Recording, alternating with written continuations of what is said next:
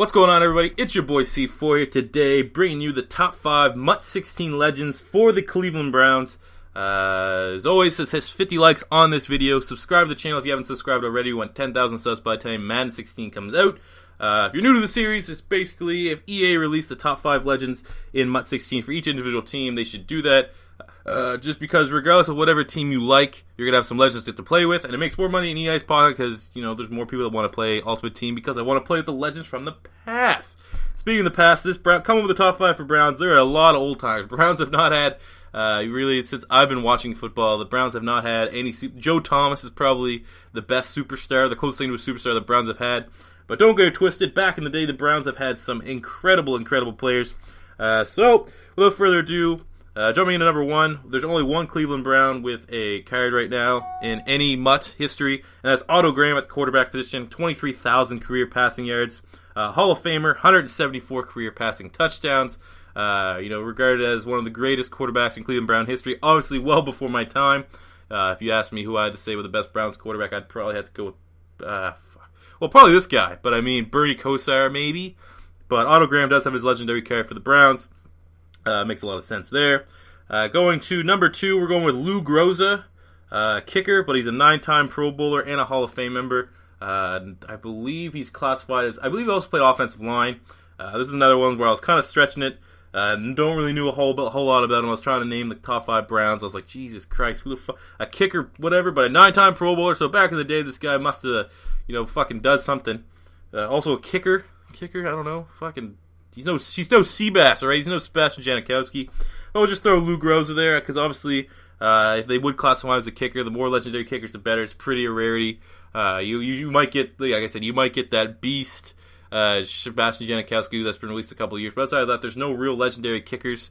So it makes a lot of sense. Just put a legendary kicker in there. People would want him, just so they can say they have the only kicker in the game that's a legendary card. Now going on to 3 players that I am somewhat familiar with. Going to number 3, we're going with Marion Motley. Again, pretty much a Jim Brown-esque before Jim Brown. 4,700 career rushing yards, but 76 rushing touchdowns. An absolute beast at the fullback position. Another member of the Pro Football Hall of Fame. I remember I was watching, I don't know what the fuck, it was some sort of top 10 list on the NFL Network, and Motley made it. And he was just a kind of a Jim Brown type in regards to he was just so much bigger than the rest of the opposition. He just manhandled him. Obviously, he was definitely a red zone back. Didn't have a whole lot of yards, but 76 career rushing touchdowns. That is pretty fucking off the chain.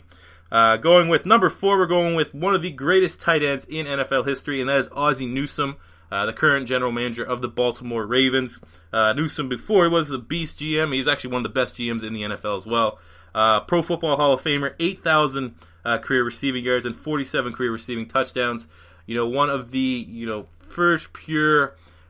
he was not much of a blocker, but he was one of the first big-time receiving threats at the tight end position. Very, very athletic, incredible. I watched, I don't know what it would have been. I watched some, like I said, there's pretty much almost all these old players that I'm talking about that I've seen. It's just, there's been some sort of segment on the NFL Network where they do like, oh my god, either a top 10 or one of those film study things. But I remember I watched the game, he was fucking outrunning guys. Like, he was easily the fastest receiver on the Browns teams when he played. And he was at the tight end position. He was so much bigger than everyone else that was there. He was really, really unstoppable.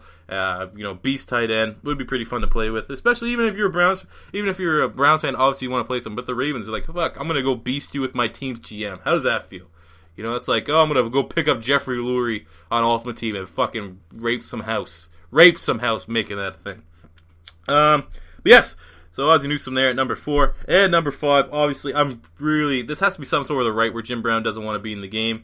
Number 5 is Jim Brown, regarded as one of the greatest players in history, regardless of era, one of those universal players. I think that, guys that, when they talk about the greatest of all time, they think they can play in any era. Jim Brown's name is right there. 12,000 career rushing yards, 106 career rushing touchdowns, 2,500 receiving yards, 20 receiving touchdowns, 3-time NFL MVP Jim Brown.